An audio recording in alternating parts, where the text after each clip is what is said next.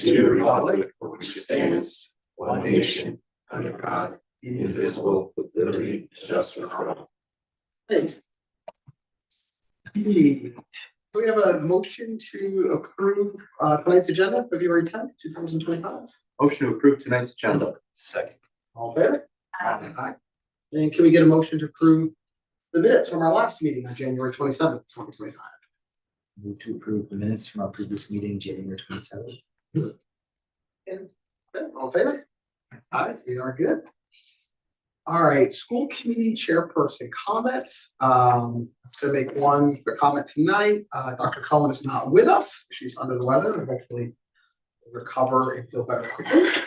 And so I will steal one of her comments that she was gonna make earlier. On Wednesday night, February 12th, we're gonna be having a multi-board meeting here in the same room at Nipmuc, the PDC. At 6 o'clock to go through where we are with our capital planning and the proposed capital bond projects.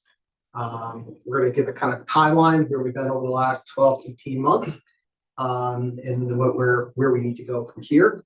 We explained at the time, but I think we're sort of like entering the fourth quarter of a basketball game at this point, and it'll be a quick quarter, but there's been a lot of work to get where we are so far. There's going to be a multi-board meeting, and so we are going to have representatives or the entire select board for both Mendon-Upton, as long with some of the FinCom members and the UCP. It's an open meeting, so if anybody else wants to join us, I think it's welcome to sit. All right. I think that's the only thing I have from my side, and we can move over to our student comments.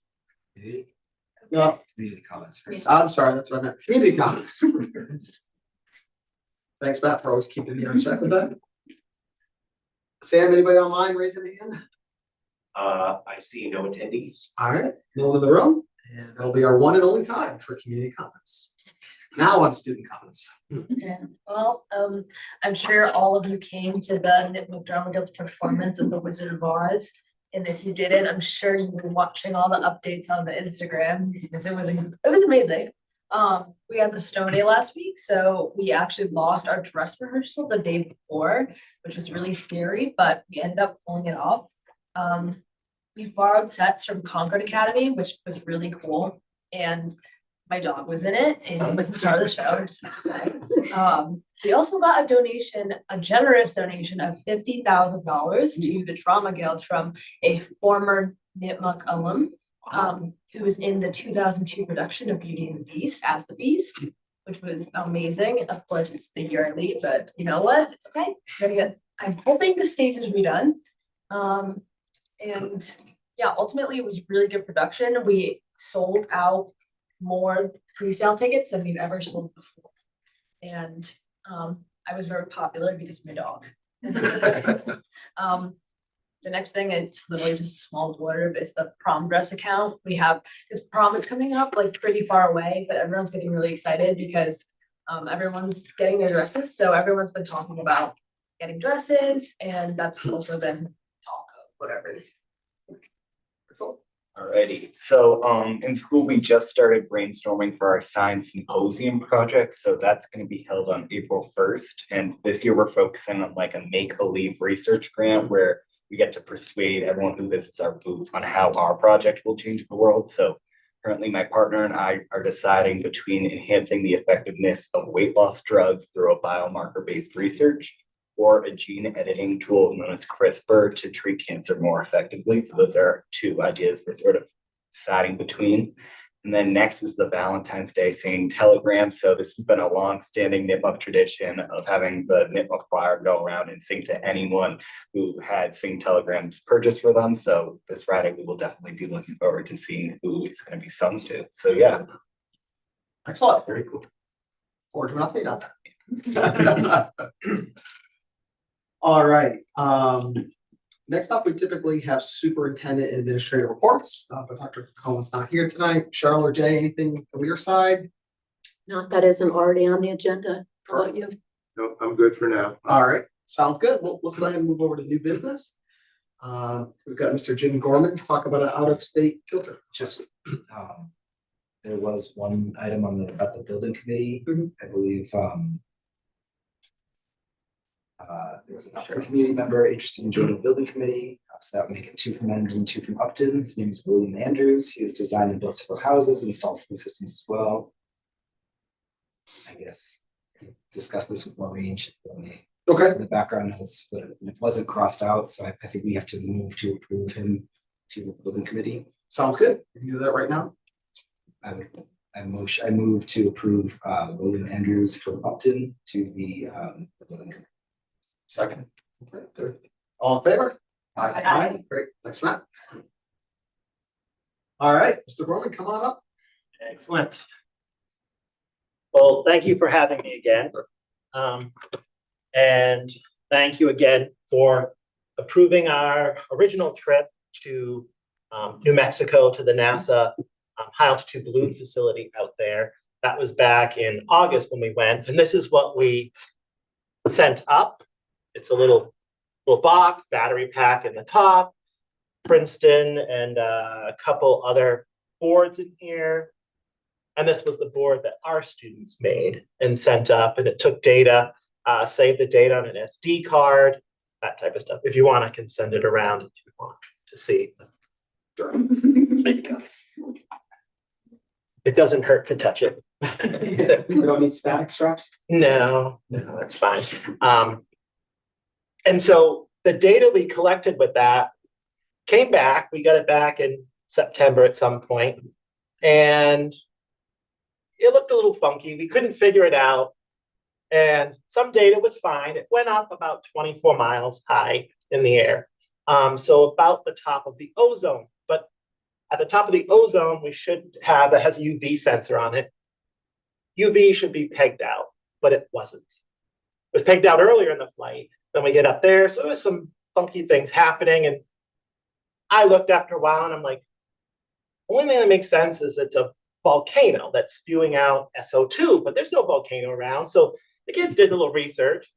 They're like, Mr. Gorman, a volcano went off in Alaska like a week before we went. So I'm like, well, okay. And then they looked at the jet stream, and the jet stream went right down and right to where we were in New Mexico, where this flight was. And we're like, wait, that's uncanny. And so we put all the pieces together, and we went to the National Defense Industry Association's conference in Cambridge this past November timeframe. And they got to present one of the head NASA administrators. And he was there going, no, this makes perfect sense. What you got from your data, even though we weren't sensing for SO2, we could see it from the UV not being absorbed. So they were highly encouraged there to go on and present. So actually tomorrow, hopefully, we'll be presenting to NASA Wallops from this room, the student data. And then they submitted a presentation abstract to the CubeSat Developers Conference in California. So CubeSat, that's pretty much what this is. It's a cube, 1x1 unit, and you send it up into space usually. But you do a lot of test flights before then on high altitude balloons and such, like rockets and such like that. And so they submitted to it and they were accepted. Since it's in California, I'm here to ask permission if we can accept that invitation for them to present at the, it's like a 10-minute presentation they'll do out there at the conference. We would go April 21st, so this is vacation week. That's a Monday through the Friday. The conference runs at Tuesday to Thursday out in San Obispo at Cal Poly University, who hosts this. Questions? How many students? There'll be 4 students. Yep, the 4 students that worked on the project. They're all seniors. That's fun. 2 of them got to go out to New Mexico with me, but the other 2 did not. And then we were out there, we didn't get to see the balloon take off because of all the winds. It actually didn't take off for another 2 weeks. So Max IQ, the company who sponsored that trip for us, it's a Virginia-based company. We have a partnership with them. They're partly sponsoring this trip as well. They're paying for all the registrations, for mine and the kids' registrations. So, and NDIA has given us money to defer travel costs. So, pretty low cost for the students. Else? It's hard to call this one a no-brainer. Yeah, you had the education week. All right, we got a motion to approve the trip to California. Motion to approve the field trip to California. Second. All in favor? Aye. Great. Thank you very much. Just tell us about it when you're done. Yeah. We'll do more. Thank you.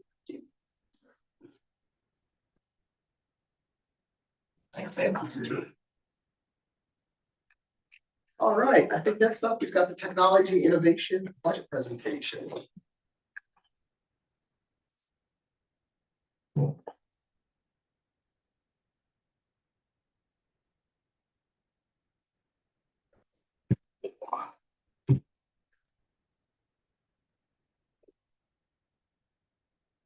Hello. Good evening.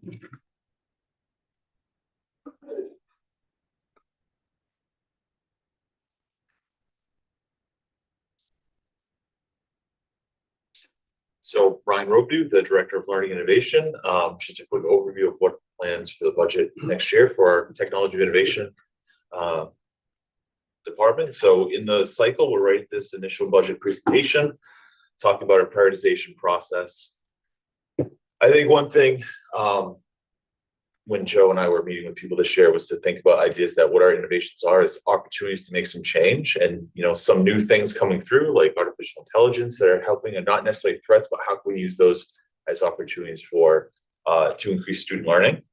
The first thing we were doing, looking at the areas of concern, going through the usage data for what we've used for digital tools before, and then collaborating needs and areas of growth with school admin. So Joe and I have each talked to the school admin in the last few months, like what they're looking for to get some informed decisions on when we want to move any decision making. And then talking back and forth, you know, between myself, Joe, and Jay about developing budget reviewing and then collaborating with superintendent, assistant superintendent to make our plan for today. I'll let Joe talk about the fun stuff here. Fun stuff. So, Joe Lake, Director of Technology, in case anybody's just asking. Recap, just the MacBooks to the teachers, we refreshed over the summer, actually refreshed before the summer. We got them out before teachers left for the summer, so they had their new devices to play with over the summer. We've finished up the remaining devices when school started with new staff and some, you know, moves, adds, and changes that came along with it. We sent out the devices that we recovered from the teachers and we sent those out for remarketing. We received about $20,000 to date on that as a cash in from the trade-in of the other ones. We also did we had a network problem in this building. Without getting into the weeds too much, the way this building is configured, there's a main server room and then there's wiring closets in each floor on each wing. So on either side, this room, 3 floors down. So the fiber optic cable that connects that is original to the building from 1997. And we did a network upgrade over the summer. We found that the new switches could not use the old wiring. So we were kind of forced to upgrade that. So we got that done over Christmas break. Everything's done. It's all in place. There's still existing copper wire that goes to every classroom that still needs to be addressed, but we were able to do some of that over the beginning of the school year, kind of more as a emergency situation than a planned situation.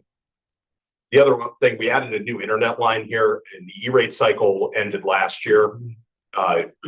July 1st, we upgraded the internet circuit that services this building, which also services the 2 elementary schools. We went from a 5 gig circuit to a 10 gig circuit. Just the pricing was advantageous, made sense. We made the move. We also took the opportunity to upgrade our routers, which had been in place for almost 8 years. So we went with a new product. We were not happy with it. They're actually replacing them over February break with the same brand we had previously. We're going back to those just because we like the product better and the vendor agreed to swap them out. So that's coming up in the next couple of weeks. They're actually doing it during February vacation. Just some updates on funding. The municipal local cybersecurity grant. This is the grant we were talking about two-factor authentication. The state approved our grant. The federal government finally approved our grant. We got a final set of thumbs up last month. Jay and I worked together to get some accounts set up for that. And we actually did sign a contract with Wallen Computer to help us with. It's a two-part grant. The multi-factor authentication is part of it. The other part of it is incident response planning, which they will give us some money for tabletop exercises and to bring in an independent consultant to help us with that. So that all went out last week. I'm hoping to have some more info on that coming up soon. And then E-rate category 2, we use some of it to offset some of the network costs. I applied for that's federal grant money that we get as being a school district. E-rate category 1 is our entitlement one, which we get every year. That takes 40% of our internet costs down. So of the, total value, we only pay 60%.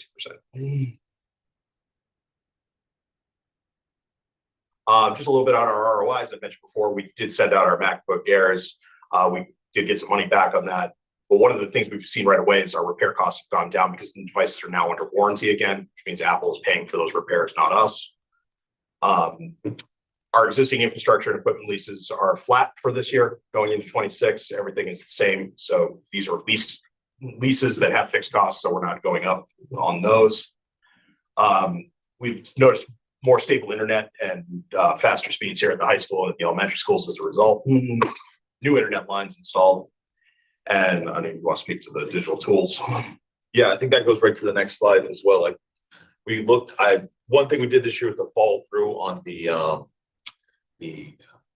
analysis of digital tools from last year. So looking at some of the tools that had low usage that hadn't really been used, eliminating those things, but also consolidating around deeper learning curriculum materials. So we have one of those would be linking database decisions into our personalized instruction. So one thing we're doing for next year is to use iReady, personalized instruction for reading and math that will use the data that we are using for iReady when students do the diagnostics to give them personalized instruction, and then working with teachers to better use that tool. And then also same thing, pushing out and working with ST Math, which is another piece of our deep learning curriculum materials, as opposed to having 4 or 5 different technologies, but focusing on some that are linked to our district priorities for database decision-making and deeper learning curriculum. Back to money. The drivers for next year, our existing leases, like I said, are flat, so there's no change. That's the same number we carried over from last year. The digital tools, Ryan was just talking about, there's a savings of about $24,000 there. Staffing, we're still kind of short staffed for where we are. We have 3 people, 4 buildings, so it's always whack-a-mole. There's always somebody that isn't covered. So we're kind of looking for to add an additional full-time person to cover pretty much the elementary areas where we're hurting the most. It's, we put it in every year. It's just one of those things that, I don't think it's currently funded in the budget. No. Okay. So, might be a moot point.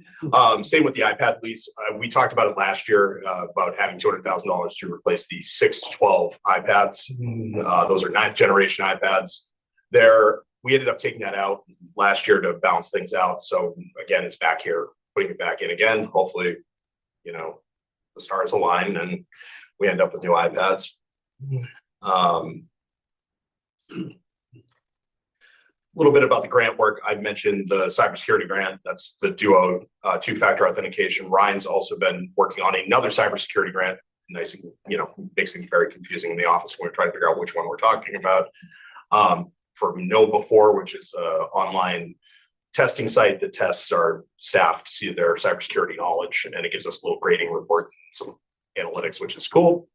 And you want to yeah, and then this year there was just some money expended from the innovation pathways for the new business program, the business finance and innovation pathways this year, and also still money left over from that grant for the computer science that started last year. This is into its 2nd year.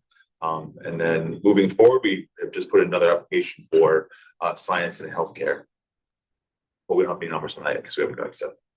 That's coming down the pipe. So this is just another slide to kind of talk, recap. We did say, one of our strengths is we have pretty up-to-date data equipment for the most part. Definitely having the new Macs has helped out on the teacher side as far as hardware fails. We're not seeing as many of those anymore. We do have great tech staff. Our people, work, with Sam over here, right? One of them, you see him still here on doing these events. Everybody's doing a great job. It's, I get nothing but compliments. So kudos to them. You want to talk about the digital tools? Yeah, I think a big strength we have is we do have some digital tools, done some work this year to align them to district priorities, maybe slim down, give people some support and some advice on which ones can help them out. Student data privacy, we've been very vigilant on that this year, making sure we're vetting our tools, that everyone signs student data privacy agreements. If folks are looking to use new tools, making sure that they are going through our process. We actually had one teacher looking for something this year. There wasn't a student data privacy agreement, but then we worked with our tech consortium that we have, and actually they went through their lawyer process, and then they got a student data privacy agreement for us to use there. And on the flip side, areas, like I said, to grow, could use some more tech staff, and I think that will help with our time to repair. A lot of stuff kind of sits for a couple of days sometimes, and it's be nice if we could kind of cut that back a little bit. Ryan and I also have been talking about elementary learning, areas, spaces like computer labs, and just our classroom configurations for smart boards and just the layout.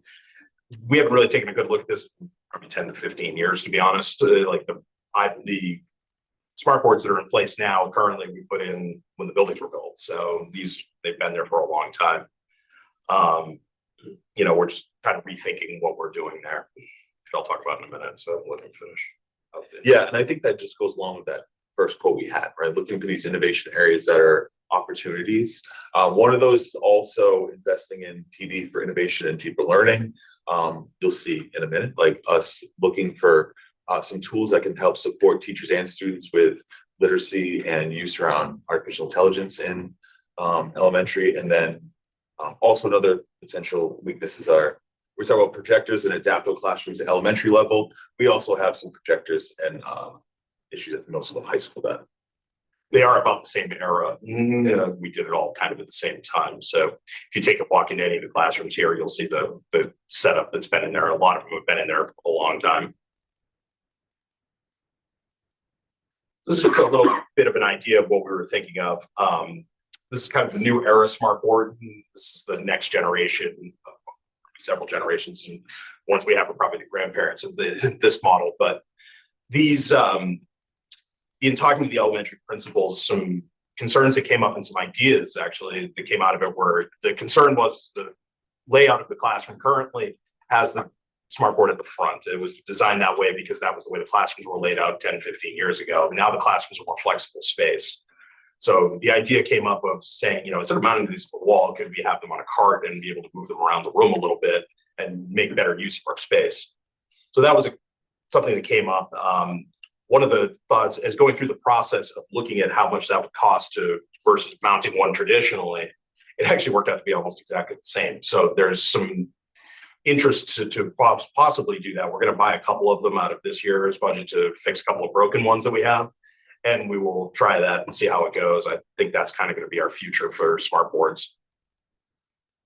Is there any concern about having an expensive piece of equipment that can move and topple? That's my first question, actually. And the smart branded cart is pretty, like you can do, I think you say you probably enjoy shit. Yeah, they have them for all these smart boards and touch views. Like they all have these design carts that are designed to not topple over, especially if you're talking about little tiny kids. But yeah, like we had them in North House. Like you could hang on that thing and it's not really going to go in. One of the other thoughts I had though too is one of the issues we found, especially in the elementary, in like the kindergarten rooms, is they want the board really low to the ground because all the students are, PAI.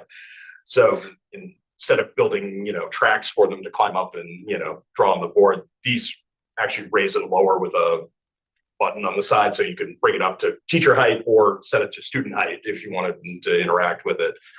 So that was kind of a cool find on them. Overall, right now, I think we have about 100 boards between the two buildings and Misco. I think we're probably, take a look at the overall on that and try to come up with a better, a bigger plan, a more overarching plan. What's the whole setup cost? So the board by itself is about $3,000. The mounting or slash cart option adds another $1,500 to $2,000 to it. 1,500, 2,000. So you're looking at about $5,000 a room, give or take. The good thing is these boards are, if we're replacing an existing board that's already there, the infrastructure's there, power, data, everything's all sitting right on the wall. The new boards don't need a data connection anymore. They use wireless, but they still need power. So it's like you can move it around the room, but you're still going to be limited to where it is based on the number of outlets you have. Is it a battery or is it a battery where it needs to charge or does it have to be plugged in? It's got to be plugged in. It's a television essentially, but it's a touchscreen TV. So a little bit about pricing on that. I put in $75,000 as a lease. This would allow us to do all in one shot rather than try to do a piecemeal as we have been.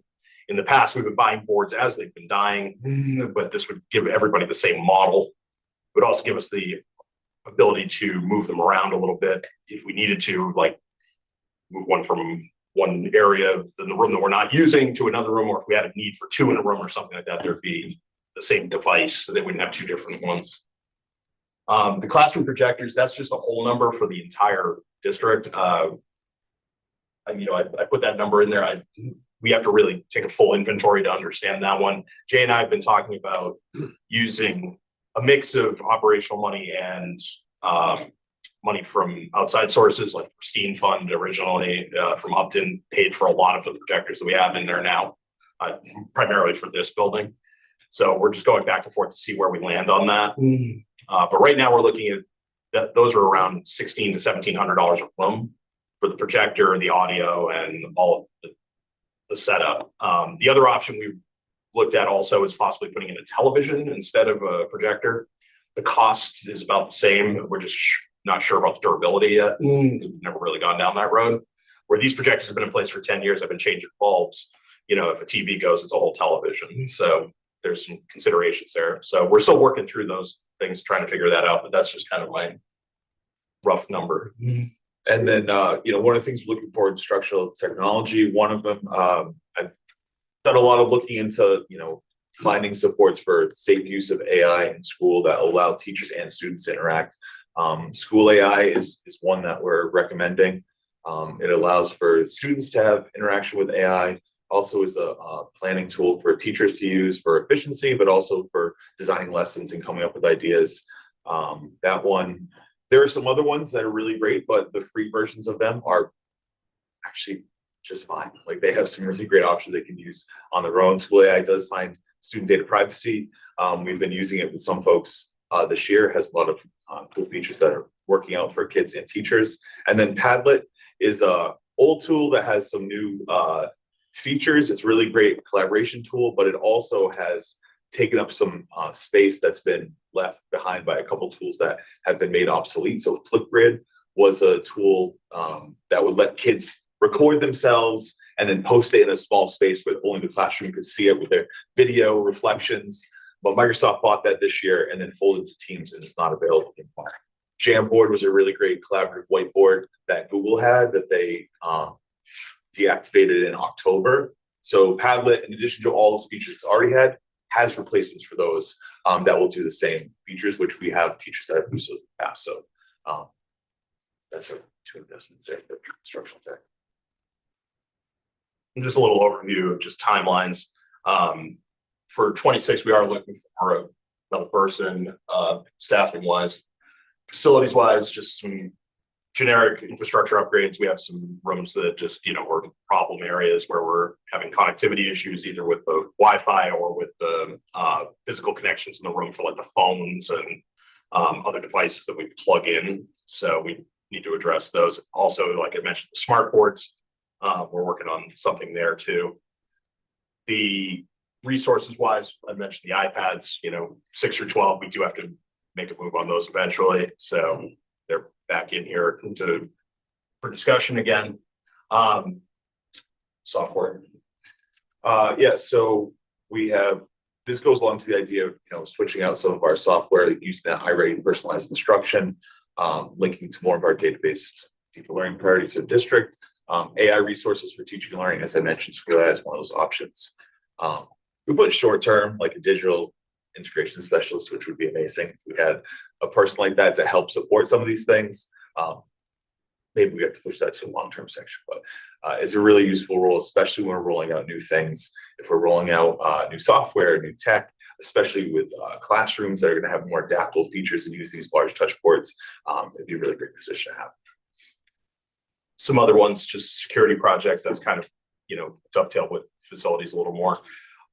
Just doing some stuff to modernize our camera systems and make them more useful to the administrators that are using them, and to police who are sometimes digging through looking for footage. Some of the ones the system we have now is kind of archaic and it's kind of a pain. On the flip side, it's also, working, but we need to address some of the cameras are dying off just from old age. Some of them also have, some of the newer systems also have some AI built into them. So you can start to search through video faster and, try to find things quicker than trying to manually search through video, timelines, which can be daunting. The other part would be the iPads pre-K to 5, but also, it's long-term, I guess, but it's, we're in midway through the lease on that equipment. So that's coming up soon, and we're going to need to address that as well. That's already funded in the budget. And then, just kind of rethinking technology labs. I mean, just kind of, I think it goes along with the idea of adaptable, like elementary spaces. We're starting to think about how we can best make use of those areas. And if we're going to go with these movable boards, how does that look for our technology spaces? I know downstairs we're still waiting on a grant for the media center and how we can best utilize that. So I think in the short term, that's just some conversations that we're having with folks in the district on how we can best use those technology spaces. wraps it for us. Questions? My first question is kind of projectors and touch boards. Just doing a quick search, I see the projectors, interactive projectors. It seems to be kind of a all-in-one solution that solves both cases. Have you guys considered that, or? We've looked at them in the past. We've had a couple demos of them. They weren't well received, I would say. I'd say they have their own quirks. I think people are used to the resistive touch board because we've had those for so long. So the two-piece boards that we have at Clough Memorial now are a projector with a resistive touch tap screen on the wall. The new ones are basically a television with the resistive touch layered over it. So I think for a logistical thing, trying to keep the projectors, they're always out of focus, they're always out of alignment. Going to a one-part unit takes a lot of those issues out of the way. I think to solve a lot of our problems, and cost-wise, they're not that far off.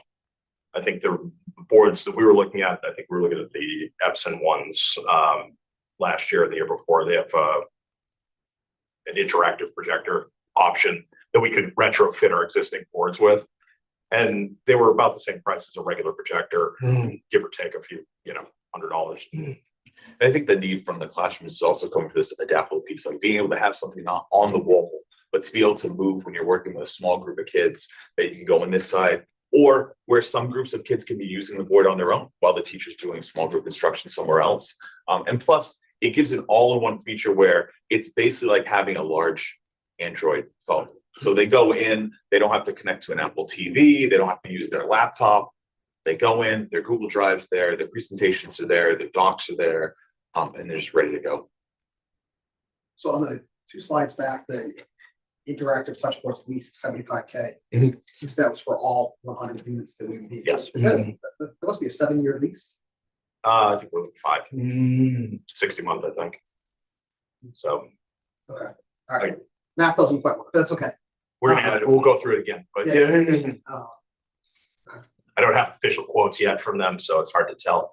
And then also looking at where we need to, there's areas we don't need to cover, areas we do need to cover that got missed in the last round. I think there's pain points still at the elementary school areas. So yeah, I mean, we haven't got quite through that. The number that I just put there as a placeholder, it'll vary a little bit, probably depending on what we end up with finally. Your long-term, short-term slide, any way of splitting some of those projects up into phases?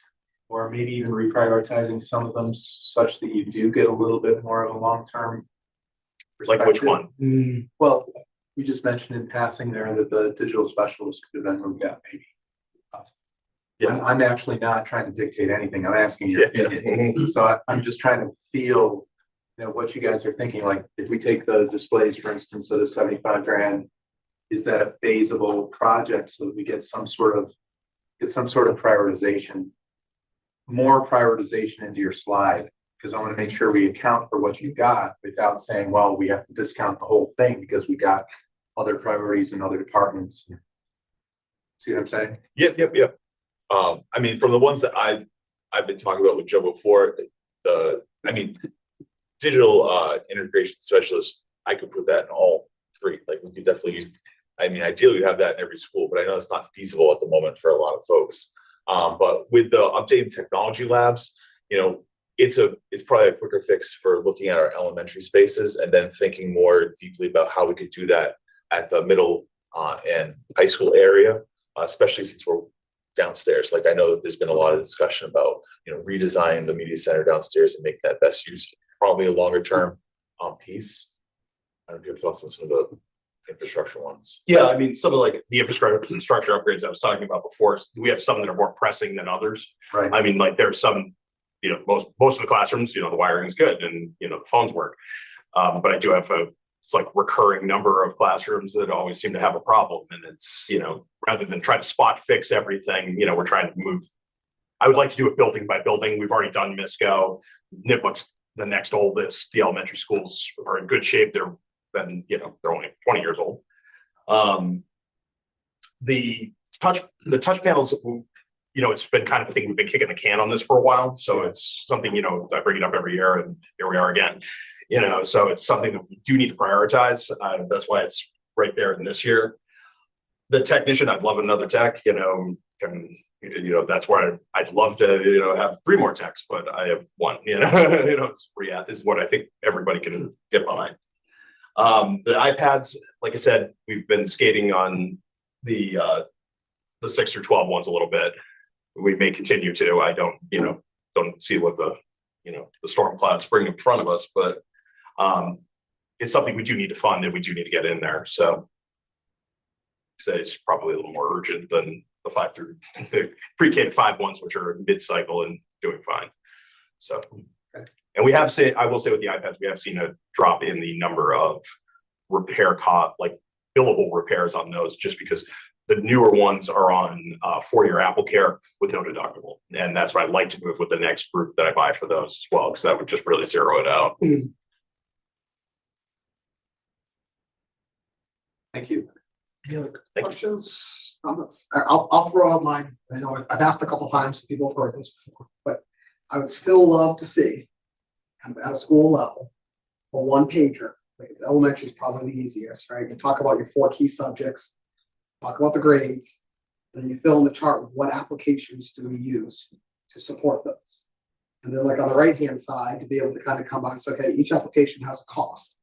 And if you divide it by the number of children, almost to be able to tally up and say, okay, our per child cost on an annual basis for the 7 apps that we take to support it is $118 or whatever it is. And we talked about it last spring. I think we talked about it this fall. Kind of bring it up now. I'd still really love someone to bring that to us. And I think it'd be great for budget presentations, but I think it's also hugely educational, right? We're not buying traditional textbooks like we used to. We're not buying other kinds of things. It's a new world, right? Or it's continued to evolve through digital and that kind of thing. But I also think it gives you ability to kind of do an audit, say, wow, okay, do we have multiple applications that are filled in the same block? Or like, holy moly, there's a lot of money in 3rd grade math or something like that. But I'd still love to see that page. If I could ask you. I think part of what we do with that audit and like consolidating around certain things like using iReady was doing that, not at a student level, but looking at what we have. Like, we looked at things for personalized instruction where we had 3 different tools, right? There was 3 different tools for personalized instruction. And then I got some quotes to figure out what would be if we consolidate around the one that we actually have tied to data. Yeah. And that's where a big chunk of that Well, sounds like you have a lot of raw data for what I'm looking for. So I'd love to see it. Cool. All right, thank you, great job. Thank you.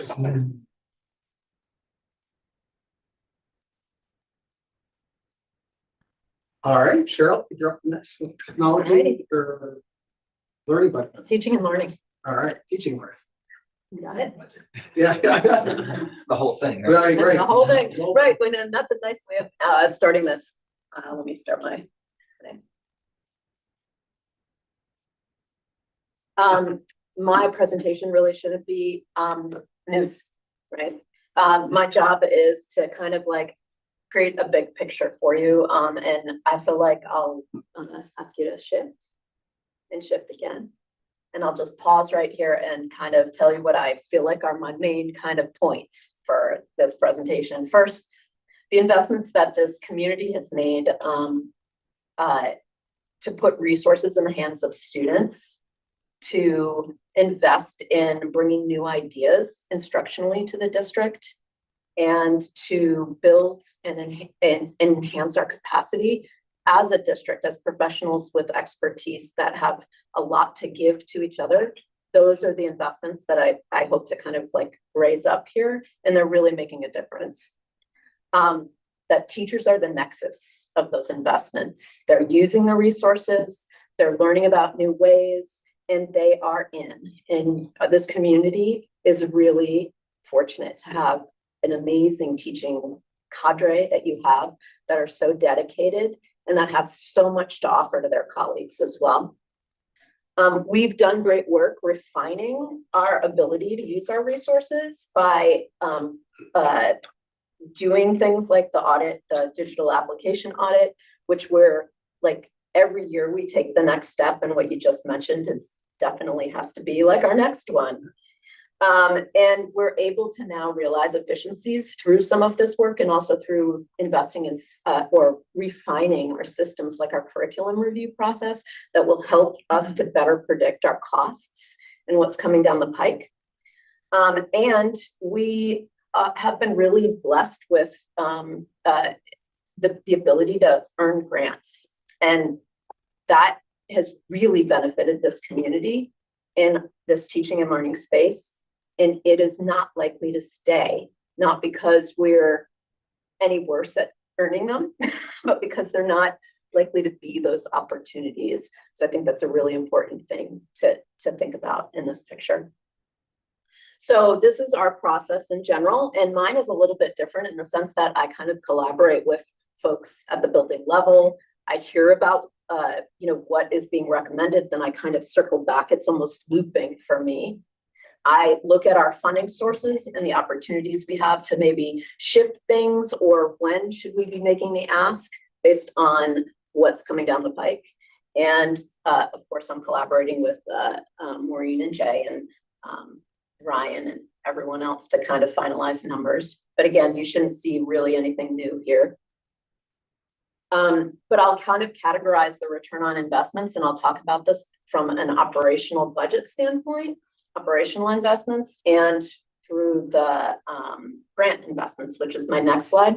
So I'm breaking it down into, if you go back, Sam, for a sec, no worries. I'm going to break it down into 3 areas: the curriculum, instruction, and assessment and technology, the PD and mentoring, and the teacher leadership. And share that on the operational side, we've had incredible ability to address and acquire high quality curriculum resources. And we've built that into the operational budget little by little over time. We've seen the results when I showed you the MCAS results in terms of like the growth in elementary math, for example. And this year we have, using our iReady data, we saw that at the mid-year point, our 5th grade team saw that their growth for their kids hit the 100% mark of target in January. And that's the first time since I've been here that that data has showed that. And part of that is their ability to like work with these resources and to support each other in that work. We've had supplemental resources that we support through the operational budget and assessments. And in terms of PD and mentoring, our partnerships for PD are paid for, which are through the operational budget, including things like partnerships with other districts, because we're a small district, so we're trying to realize the ability to kind of get programming that is more cost effective if we kind of do it together, including PBL programming, including programming for our nurses that's happened recently. And mentors, we have a great mentoring program, and it's half funded by our operational budget. It's about the other half of it is funded through grants. So that's I think, like, across the board, folks here say the mentoring has been great. Teacher leadership, these are things that the operational budget has also invested in recent years in terms of an instructional coach who's working across Clough and MISCO, but primarily started at Clough. And she's been able to really help with some of the implementation of these curriculum resources, and also with helping the concept of data inquiry and helping teachers analyze the data and think about interventions. Our EL teacher, which was somewhat recent, not too long ago, our third EL teacher. And, I mean, the three of them are this great team that service all of our schools. And in those three resources, even in this time period in the last month or so, their connection with the families has been invaluable. We've got stipends through the operational budget, and also summer curriculum projects that the returns are things like a digital decap, or creating a program for trauma-informed practices that's delivered through our own teachers because they've had the time to be able to put it together and practice for our folks. So now I'll shift to the grants. Thanks. And the same categories, you'll see that we're having a lot of the same returns, but funded in large part through grants as well. And so some of the high quality instructional resources that we were able to, first of all, acquire for the grade 5, the ELA resources from last year, we paid for through our SOA grant. We've also been able to take advantage of civics grants and a genocide grant this year that's brought in TCI resources, and Project Lead the Way has been supported very well through grant funding as well. Our innovative career pathways, as Ryan was suggesting, they've received a number of grants over the last couple of years that's really started these programs. And whatever responsibilities we have in the future beyond the grant funding to either provide the training or provide the durables, those are things that we need to factor into the operational budget. Our assessments, we've benefited by having a universal SEL screener in Panorama, and we've learned a lot through that as well. We also use it for climate data collection and data collection for equity, diversity, and inclusion, both for staff and for students. And we've benefited from Open Architects in our S3 partnership through grant funding as well. So these things may not have occurred if it weren't for our ability to win the grants. And so, and the other thing that I'll point out too that wasn't mentioned on the last slide is we created a new stipend role that was instructional partners, recognizing the ability for teachers to come together and work together to kind of help address our strategic priorities from the ground up, and do that in every building. And I think those partnerships have yielded tremendous results, and the grant funding ends this year. So you'll see that in my presentation. Cheryl, just at the highest level, just a ballpark guess. Yep. How much of I assume almost all the grants are either federal or state level, or maybe a little bit of private, but. Yeah, federal or state. Is it 50-50, 80-20, just rough order of magnitude? So I think there's more federal money than state money. Most of the significantly more, even the SOA was federal money ultimately that came through the state in this way. Yep. But the title money is significant, and the title money is where we've heard may be reduced. There haven't been as many postings for these grants, but we do get also grant money through civics and genocide. They just tend to be smaller. And I'll give this away now since you asked. We've been told that because we've received them, that we may not be prioritized for the future, right? So there's all these things that kind of come into play. Yep. So the next slide will give you some like just numbers in terms of how we've benefited through the grants numerically. This is just for FY25. Okay, I didn't go back, but I just wanted to give you a sense that we've like effectively been able to bring in like $120,000 extra for curriculum resources through grant funding just for FY25.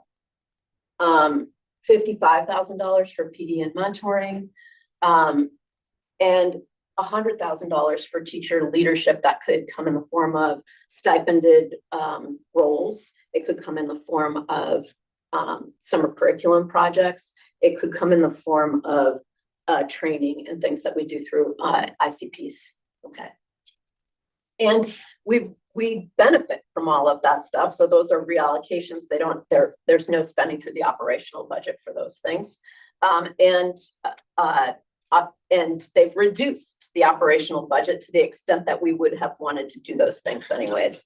The efficiencies also come into play for the budget, and that is the efficiencies come in with respect to us recognizing the how the curriculum reviews will be laid out and when we would expect to need to think about budgeting for ELA, math, and then being able to be ready to pounce on a grant if it's there.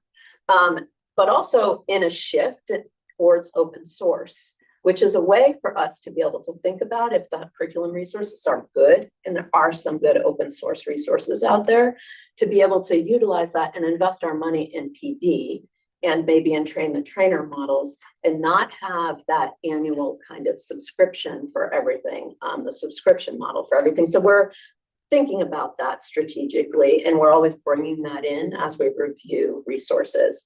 Also, we've been able to, as Ryan suggested, have this process for reviewing subscriptions. And this year it got us to the point where we were able to not only see like everything that was laid out when the contracts were coming due, that was kind of last year, to this year where we're able to see the redundancies and we're able to put people on notice, right? And that's part of the hard transition, is like to realize it now. We can work at transitioning folks away from things they might have been using in one way, shape, or form to a different resource in a responsible way. And that's still not necessarily going to be easy, but at least we're able to answer those questions and people don't feel entirely like, you know, they've lost something that they were leaning on for a while. And through that, we've noticed, you know, we've dropped some applications. So we've benefited that way budget-wise.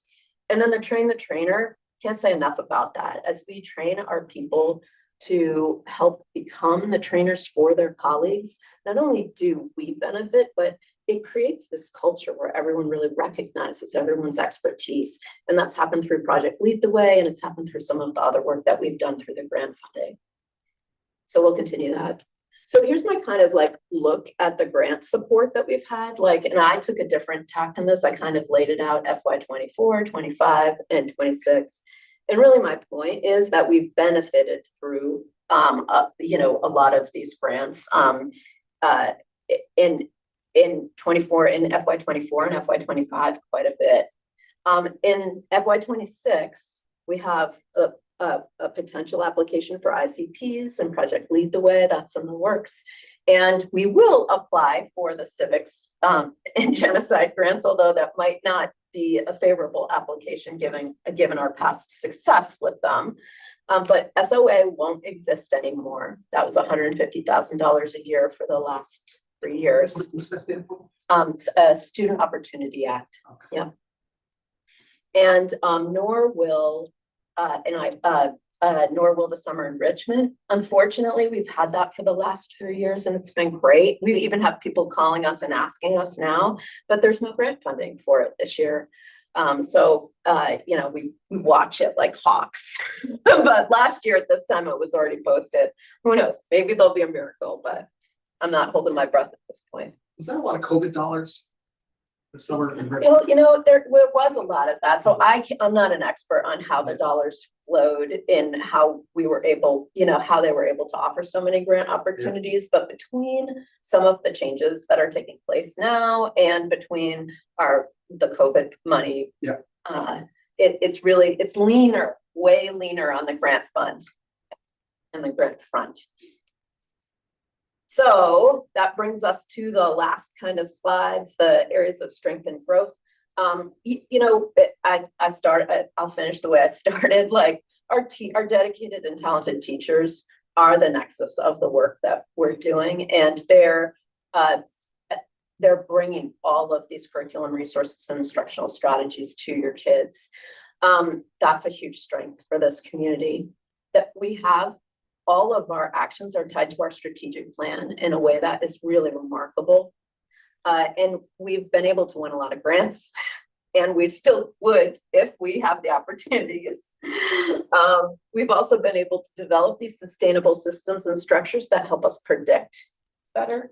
And we've got a top-notch admin team that really collaborates with each other and knows that we have to make concessions for different things, so you've got people that are thinking about that. And when we have presentations like that, we know that not everything is achievable, but part of what we're doing is we're bringing to you what we think we need. Right?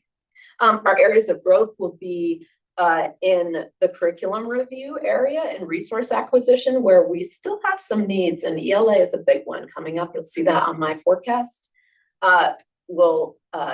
We need to continue to develop our formative assessments, especially at the secondary level, where we have iReady at the younger grades, but the high school level, we need to think about what we can do to monitor progress.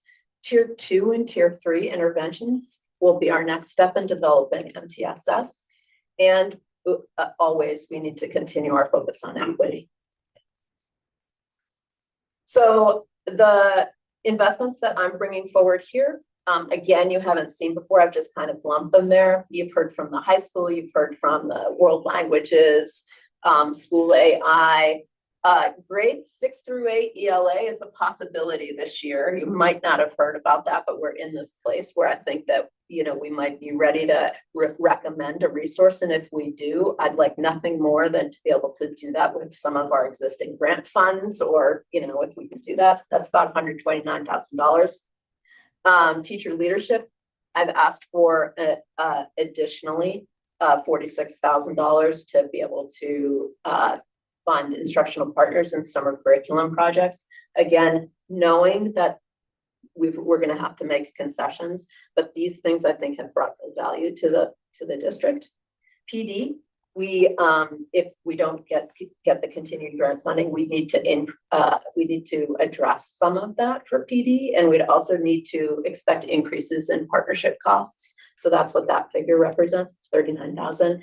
And for staff, this is one that I know is it's not likely to be in the budget, but curriculum coordination is essential.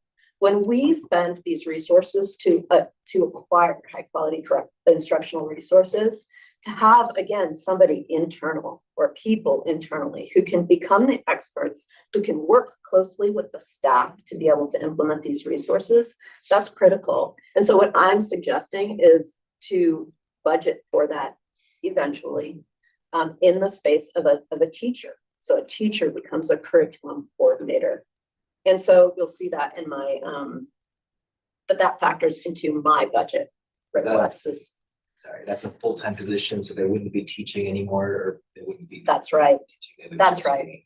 And that is part of this, right? Is that when our teacher leadership structure is great, but there are some things that department chairs who teach full-time or curriculum coordinators who teach full-time can't really do with and for their colleagues. So that's part of this. And many districts, many surrounding districts have a much more robust kind of structure for supporting curriculum implementation and instructional improvement than we do here. So it's a reasonable ask, even though it might not be what we can prioritize right now. So this is the way, next slide, please, Sam. This is the way it kind of pans out for me for the presentation, looking short-term and long-term. I put the curriculum coordinators knowing full well that that's not likely to make it into the budget for this year. Don't right? shut yourself down. So, You're- Right. Sales that up. So, and feeling strongly about it, right? So there it is. So I'm not gonna move it to the short term, even though that's where it might shift eventually. That's my angle, right? Okay. And for short term, I think that we will be eventually looking for another EL teacher because we have 3 servicing 4 schools and our EL population continues to increase. For instructional resources, you'll see some of the things you've already seen from presentations, the business curriculum, math resources, including a common Algebra 1 resource, and ELA resources for 6 and 8, if we can get there this year, world language assessments, instructional partners, some curriculum projects. And then for short term, this is where the projections start to come in. We will finish our ELA curriculum review. We'll have recommendations by the fall for budgeting season for FY27. We'll also be looking to train folks for history resources because our contracts will start to expire, but before they expire, if we can shift some of that training, we'll have kind of a seamless transition, I think. And most of the history resources are open source. So it's the investment in the training. And then we may have ICP and project legal way costs coming up short term. Just, Yeah. I don't want to double click too far. You said most of the history resources are open source. I think you also said they're expired. Most of the history, that's a good question. Most of the history resources that that we're thinking about next, right? So we have the ones that we've acquired and some of that were acquired long ago. Yeah. But some of the newer open source ones are really excellent. Yeah. And our staff has already been intrigued by them. So you've heard about investigating history, for example, that's an open source resource. Yeah. And we have 5th grade teachers who have asked, can we please look at this? So we're letting folks explore that with the hope that we can, if there's a interest, that shift will naturally take place. And then long-term, we've got science coming up for curriculum review next year.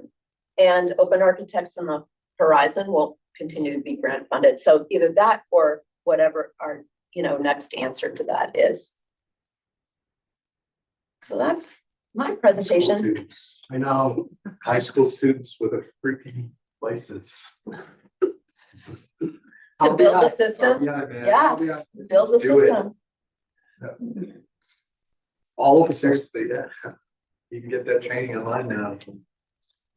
Pretty, I mean, we're probably grossly over assuming what they do, but. Yeah. Indeed, It's- indeed. it's A lot still- of it is it's like the still- front face, you're right, like it's stuff that, might even be a project. The back end where all the connectors are done and there has to be testing for, like- That's where I would kind of, because the back end RBI is just insanely elegant to use.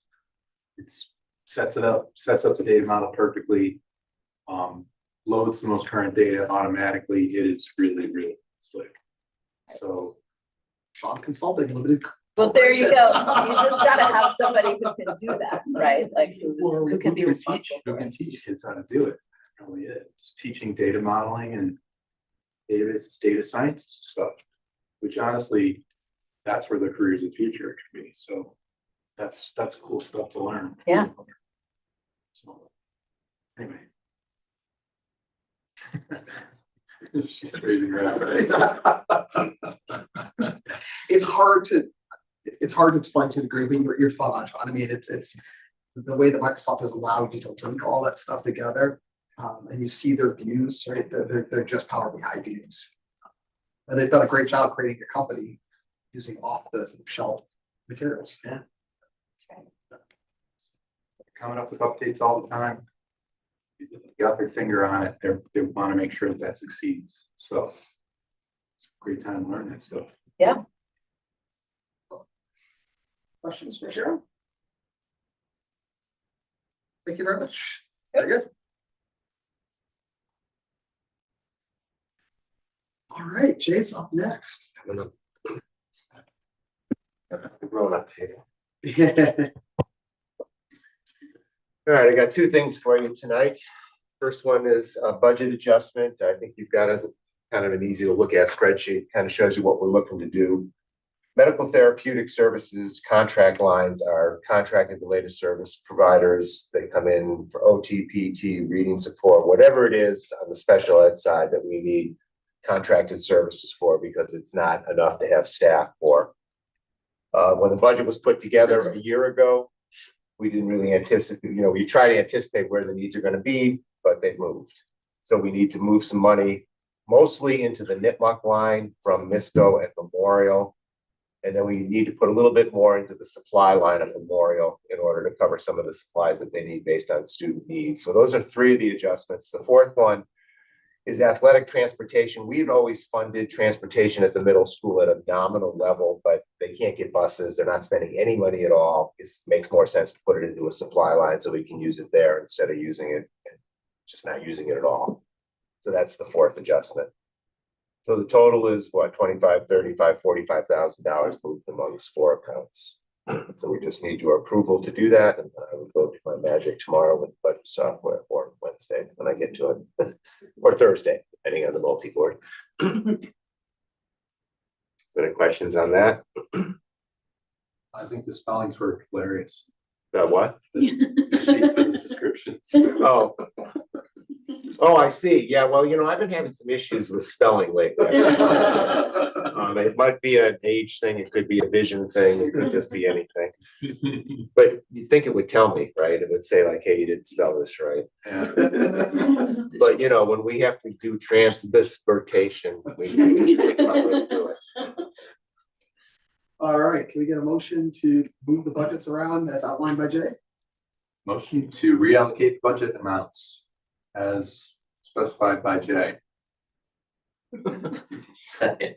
Any other discussion, questions? All right, all in favor? Good. All right, second piece. As you know, we're looking to put EV charging stations at all four schools. The first easement was for Clough School. That got signed off by the Mendon Board of Selectmen because they own the property, so we can't grant an easement to National Grid on property we don't own. MISCO we do own. We need the same kind of an easement. It's basically so they can run the power over from the pole underneath. Standard language. You've got forms that Eric has in front of you that you would all have to sign, assuming that you approve the easement. Then I have to send them back a hard copy, and I generally email it too, because it seems like that should be the way to send it to them, but they want hard copies. It's pretty basic though.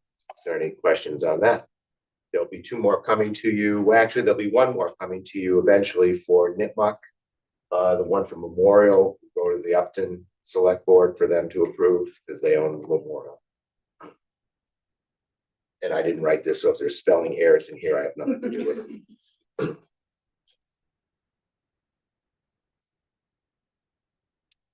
Any questions? Anybody else? I think they gave you, I think in part of the packet is a map of exactly like where it's located, where we're gonna put them in. So, Okay, I see that. Oh, there it is.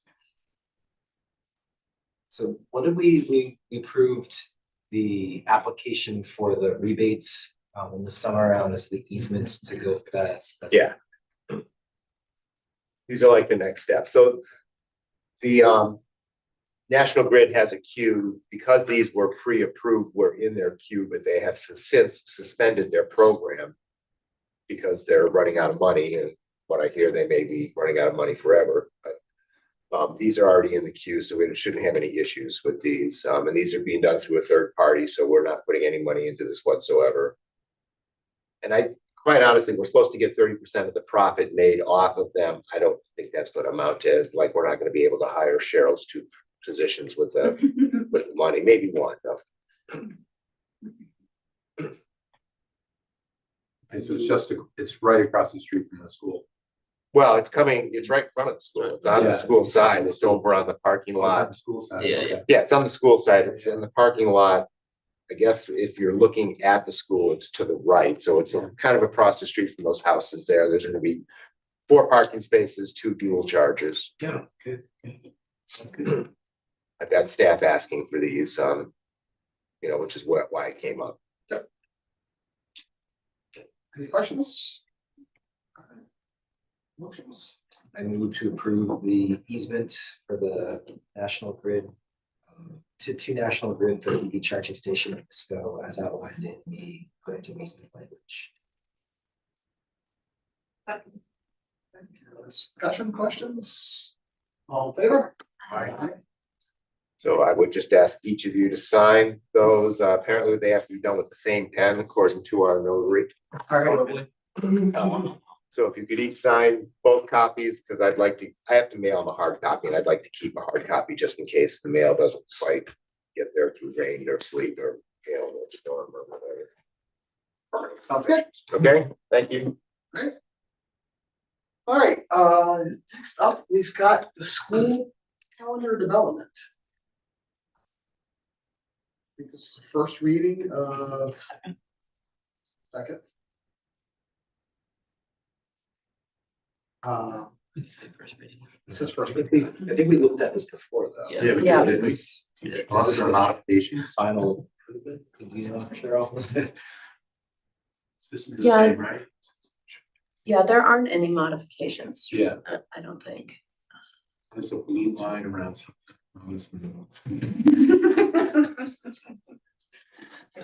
No, it's the same. No, it's the same. All right, so we brought this forward last time for first reading. I think we can vote on it. If we need to make changes, we can always vote and amend it to the calendar. I think the. I looked at it, it looked good. The snow day added it. This is for next year, right? Oh, next year, sorry. We don't have next year's Okay. forecast. Good. All right, someone want to make a motion? Motion to approve on next year's calendar. Second. Okay, any other questions, discussion? All right, all in favor of approving the 2025-2026 school calendar? Aye. Good. All right, next up, we've got school choice vote. It's the policy law that by June 1st, each year, the school committee has to determine their status as a school choice district. We're going to make a recommendation that we continue as a school choice district again for next year, which I think makes sense. The numbers for open seats will be determined in the May meeting after reviewing enrollment at that time. School choice applications can be found with additional information at the school choice webpage. So we need a motion and a vote to reaffirm that the Mendon-Upton Regional School District will continue to be a school choice. So moved. Second. All right, any questions, discussion? All right, all in favor? Aye. All right, up next, we've got subcommittees. And Jim, anything you want to update us on budget committee? The subcommittee met January 15th, discussed recent updates in the development process. The next meeting is scheduled for February 12th. No, that's the capital planning meeting, so we're moving that meeting. now. It was scheduled. It was for that, February now that's the multi. Scratch that, And yeah, that's the multi-board meeting. Yes, okay, well, we don't know. We'll need to reschedule that. Okay. Why don't we wait till we have Maureen with Yeah. us or? Yeah, we can do it all. Okay. Policy subcommittee? Carrie Dickey? Vicky's here today, so I think I'll let her take that. So we met prior to this, and so this is gonna be a little different than what's in your background notes, so don't mind that. But, so we have a few things for you. We have two policies that we're bringing forward for first reading. One is KDCB. This is a new policy that's been recommended by MAC, on district website and social media. Second is policy IJNED, policy on social media. So that's for first reading. So we are just looking to update that policy to reflect some more current language. Just a little bit outdated. So we also have policy KEC that we are actually recommending removal of that policy. And the reason for that is that we have other policies that cover this process, so it's redundant. It no longer exists in the MASC policy manual. So their recommendation was to remove that policy. So that one is KEC. So that would require, so we're looking to move that policy, so that would require a second and a vote.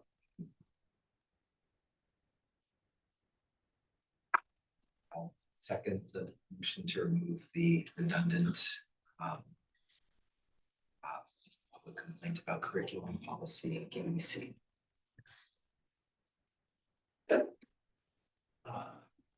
All, any discussions, questions? All in favor? Thank you for that. And then, more, we have, policy CA, administration goals, and policy CD, regional school superintendent. We're looking to waive the first reading on those. We made some very minor language changes, nothing substantive, like just making gender neutral language. Thanks, you can take a look. But so we were recommending that we waive the first reading and that we vote to approve those tonight. And I moved that policies, CA and CB, right? Are, that we recommend to waive the first reading and approve the policies, minor changes there. Second. Okay, any questions, discussions? Not all in favor? Aye.